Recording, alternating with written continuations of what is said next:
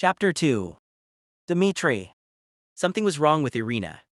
I noticed it the moment she entered my office that morning. She moved differently and carefully, like her body hurt, like she was trying not to break.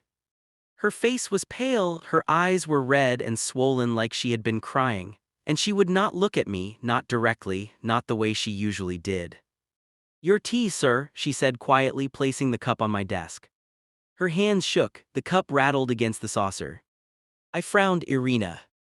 "Yes, sir," she replied, still not looking at me. "Are you well?" I asked.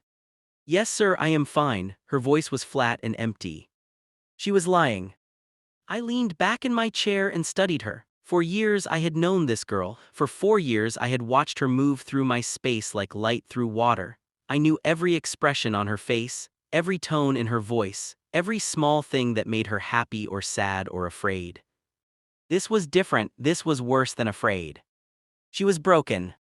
"Did something happen last night?" I asked carefully. Her whole body went rigid. "No, sir, nothing happened." Another lie. "Irina, look at me." My tone was soft. I had never raised my voice at her. She finally raised her eyes to mine, and what I saw there made my chest tighten. There was pain in her eyes. "Who hurt you?" I asked, my voice dropping low and dangerous. She shifted. "No one, sir, I promise. I just did not sleep well." I did not believe her, but I also knew better than to push. Irina was gentle, but she was not weak. When she wanted to hide something, she hid it well. "If anyone touched you," I said slowly, "you will tell me. Do you understand?" "Yes, sir," she whispered. "I will kill them," I said firmly. "I know, sir." She turned to leave, moving carefully like every step hurt. I watched her go and felt anger curl hot and tight in my gut. Someone had done something to her, in my house, under my protection. I don't know what, but I will find out, and when I did, they will be sorry. The morning dragged on. I had meetings with my captains, received territory report, counted money, planned for enemies, but my mind kept drifting back to Irina, to the pain in her eyes, to the way she flinched when I said her name. By afternoon, I could not focus anymore. I looked for her and found her in the laundry room folding sheets with the other maids. She looked worse than this morning. Her skin had a gray tinge to it, sweat beaded on her forehead despite the cold. "Irina," I called from the doorway. She looked up, startled. "Sir." "Come here," I ordered gently. She set down the sheet she was folding and walked towards me slowly. The other maids watched with curious eyes. They knew she was my favorite and I didn't care.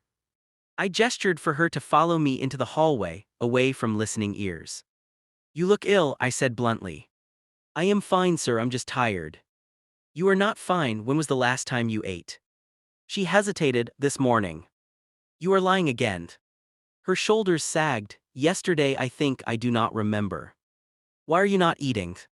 "I feel sick, my stomach." She pressed a hand to her abdomen and her face went even paler. "Excuse me." She rushed past me towards the bathroom at the end of the hall. I heard her retching, the awful sounds of someone emptying what little was in their stomach. I waited.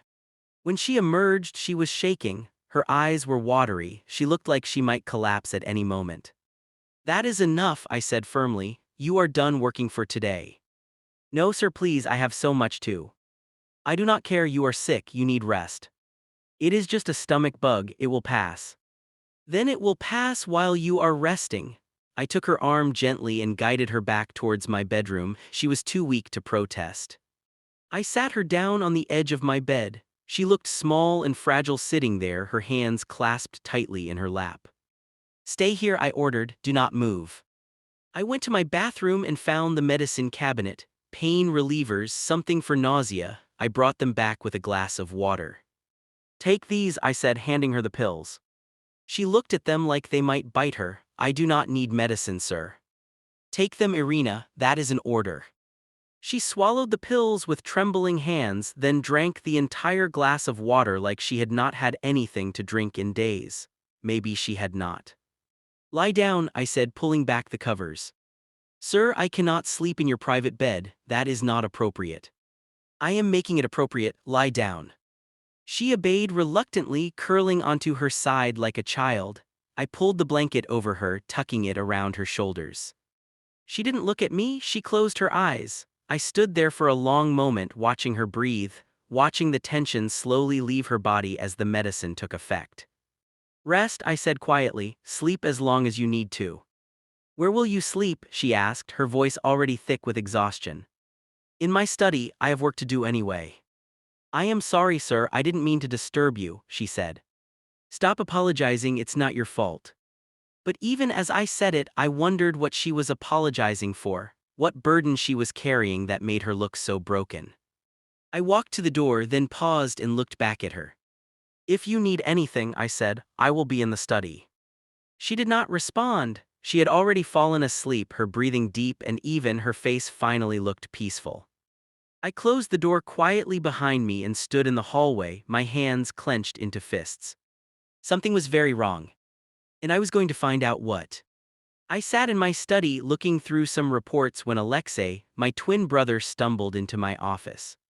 He looked terrible, his eyes were bloodshot, his hair was a mess, he moved like his head might explode if he stepped too hard. You look like death, I said. I feel like death, he collapsed into the chair across from my desk and groaned. I drank too much. Clearly, I said, looking back into my report. I do not remember half the night, he rubbed his face with both hands. Did I do anything stupid?